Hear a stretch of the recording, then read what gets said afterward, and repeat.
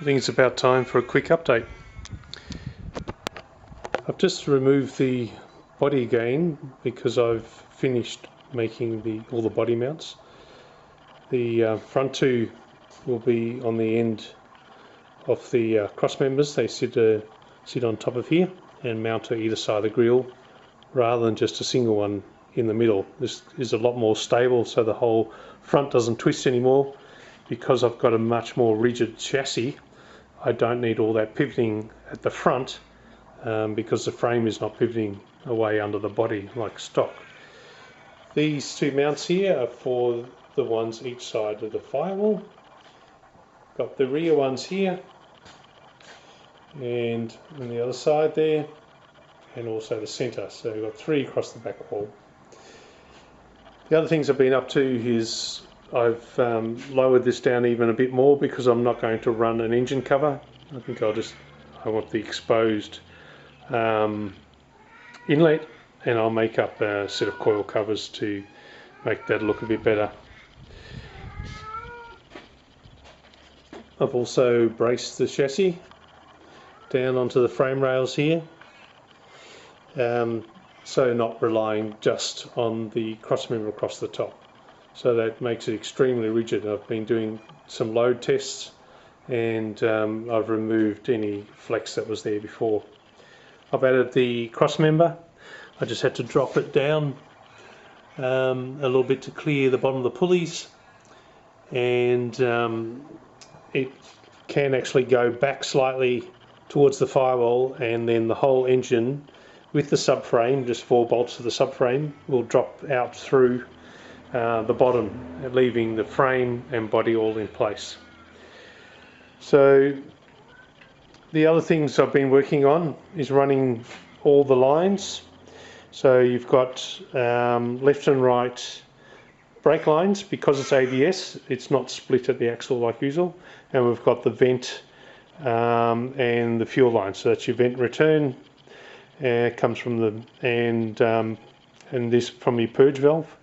And here's the one that goes into the fuel rail.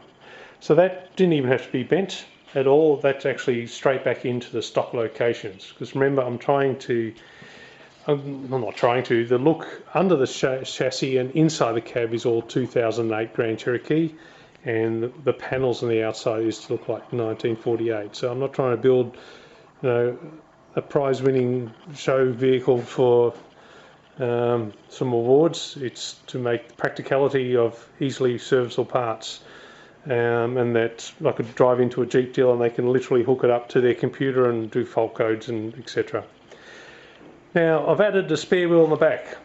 Originally that was my plan when I first designed this so many years ago, and then I thought it would be too difficult to integrate it, and I've had a rethink about it, and rather than just throwing it in the back, I've decided I'm going to make the modifications necessary to fit one in. So I've got this winch cradle here. I've just reinforced it, but the original cross member is from memory a Hyundai Santa Fe, and it's got a cable winch in there which I'll access through the actual hole here. Now this piece here I've just made to adapt into the receiver in there, and that just fits onto the standard Jeep jack mount, so to operate the jack. So the other thing I had to do to fit the spare in there is I had to completely remove the exhaust from the resonator back, because they used to come right through the middle here and used to sit side by side, which is the way they were on the SRT. Originally on the 5.7s, they came out to the side here, so that's not that much different to where the stock ran, and that's even what this little clearance is for, is the original stock position. So it used to run just one 2 3/4 inch tailpipe from the 5.7. It now runs twin 2 3/4 inch stainless system. So I had to make all that up. I didn't actually have to buy any new tube. I used existing bends from the Corsa exhaust and the original exhaust from the 5.7 donor vehicle, because that was all stainless anyway.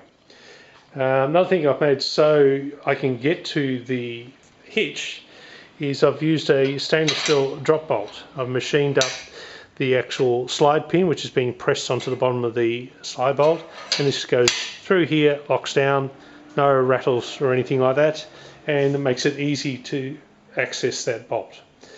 That's only something I just finished a few hours ago, literally. So the other thing I've made is the battery mount. So when I move the K member forward, I can put the battery in here. So the battery I'm choosing is a Century DIN 75 LH maintenance free, and it clips in under this lip on the side ledge, and this angle bolts down on top of the front ledge and holds the battery secure there. So I like the position there because it helps balance the weight, because you're looking at 20 kilos, 44 pounds worth of battery sitting on this to help offset the weight of the fuel on the opposite side. It gives a much more balanced chassis. So along with all the exhaust system on this side and steering column and such, being a right-hand drive, it should come out fairly balanced. I've made up this mount here for the charcoal canister. It used to sit over the corner there where that muffler is now, so it could no longer sit in the stock location. So I've tilted on its side and mounted it there. I changed the valve there, the vent valve, so it's still in the same position, so it can not have any problems being horizontal. That's mainly the work that's been going on. Lots of other small stuff, I'm sure, that I can't think of right now, but at least it gives you some update. All right, I'll leave it at that for now.